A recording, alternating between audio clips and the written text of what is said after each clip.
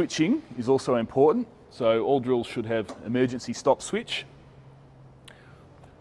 That stop switch mechanism will also cut out if you open the top of the drill. And then your regular on-off switch over here, and you've got speed change switch here. Another thing that's worth remembering is the distance between the spindle and the column, because that really can restrict the size of items that you can drill. So we've got about 230 millimeters on this fella here.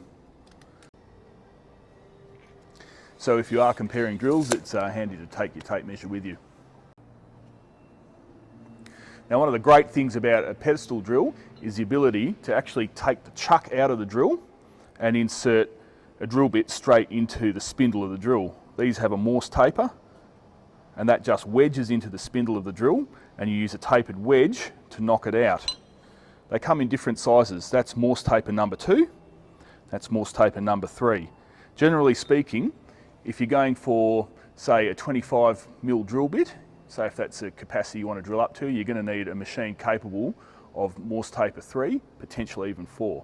It's okay to have a machine with a larger Morse taper socket because you can use a sleeve, so you can take, say, a Morse taper 3 down to a Morse taper 2 and use a smaller drill bit. So that's one thing worth looking at. If you're going to drill really large holes, then you're going to want a machine, say a 32mm hole, you're going to want a machine with Morse taper 4 or even 5.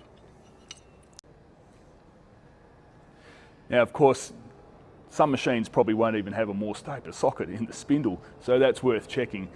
This little fella has, I think it's about a Morse taper 2.